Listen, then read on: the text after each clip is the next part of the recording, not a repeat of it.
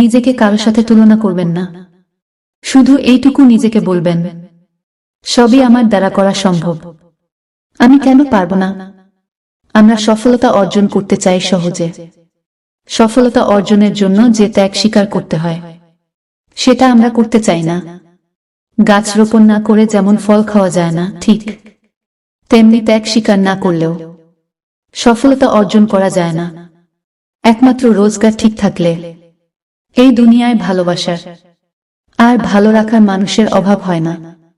লোক ঠকানোর অভ্যাস থাকলে সেটা ত্যাগ করো, কারণ যাকে ঠকাবে সে ঠকতে ঠকতে ঠিক একদিন শিখে যাবে।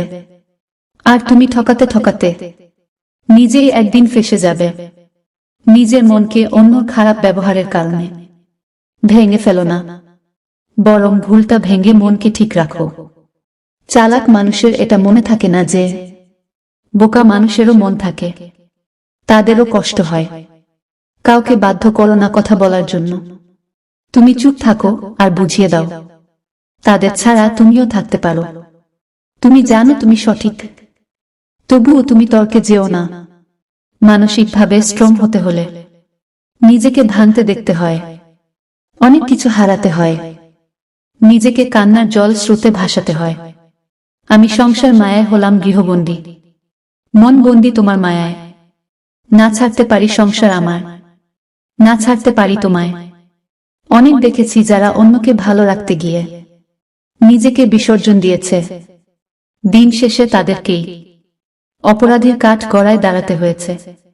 ভালোবাসা জিনিসটি শুধুমাত্র একে অপরের আকর্ষণের মাধ্যমে তৈরি হয় না, এতে থাকতে হয় একে অপরের প্রতি শ্রদ্ধা, সম্মান ও বিশ্বাস। আর এই তিনটি গুণ যার মাঝে থাকবে, সেই আপনাকে সত্যিই ভালোবাসে।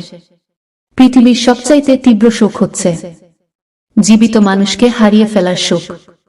মানুষ থেকে মানসিক রোগী বানিয়ে দেওয়া মানুষগুলোকে আমরা ভালোবাসার মানুষ বলি। কত বোকা আমাদের হৃদয়, যার জীবনসঙ্গী ভালো তার দুনিয়াতে আর কোনো বন্ধু দরকার হয় না, যার জীবন সঙ্গী খারাপ তার দুনিয়াতে আর কোনো শত্রুর দরকার হয় না। বিয়ের দিন দাওয়াত পায় এলাকার গণ্যমান্য ব্যক্তিরা, আর মৃত্যুর দিন কবর খুঁড়তে আসে পাড়ার গরিবরা। ভূমির মালিক মাঝে মধ্যে ভূমিকম্প দিয়ে পৃথিবীর মানুষকে জানিয়ে দেন যে এই ভূমিতে একমাত্র তারই রাজত্ব চলে। বলেছিলাম ফ্ল্যাটটা অনেক ছোট, মাকে গ্রামে রেখে আসো। সে প্রতিরোধ নিল, ছেলেকে হোস্টেলে রেখে এসে বলে, বুঝো আমার মায়ের কেমন লাগবে। টাকার পরিমাণ কম থাকলে রক্তের সম্পর্কের আত্মীয় স্বজনেরাও বিভিন্ন অনুষ্ঠানে দাওয়াত দিতে ভুলে যায়। এটাই বাস্তবতা। প্রিয়জন যদি বুঝতে পারে যে তুমি তার প্রতি দুর্বল, তারপরে সে হয়ে যাবে মেসি আর তুমি হবে ফুটবল। অল্প জ্ঞানী লাফায় বেশি, মধ্য জ্ঞানী চুপ, পূর্ণ জ্ঞান বিনয় বেশি। শান্ত তাহার রূপ, গুরুত্ব না পেলে সাহস করে দূরত্ব বাড়াও। আত্মসম্মান নষ্ট করে ভালোবাসা আদায় করা যায় না। বুকে খুশি করতে চুড়ি, শাড়ি, চকলেট, ফুল, আইসক্রিম কত কিছু দরকার হয়, অথচ স্বামী কত সহজ সরল। স্ত্রীকে দেখলে খুশি হয়ে যায়। যার মন সুন্দর তার ভাগ্য খারাপ, কারণ তার সহজ সরল মনটা নিয়ে সবাই খেলা করে।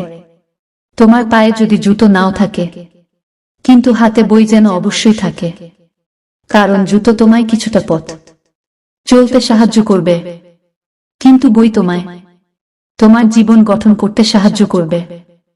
স্বামী যতক্ষণ ছায়া হয় তোমার মাথার উপরে থাকবে, ততক্ষণ তোমার সাথে দুনিয়ার সবাই সম্মান দিয়ে কথা বলবে। স্বামীবিহীন হয়ে দেখো, কারো চোখে তুমি আপদ, কারো চোখে তুমি বুঝা, আর সমাজের চোখে তুমি হয়ে যাবে অসৎ নারী।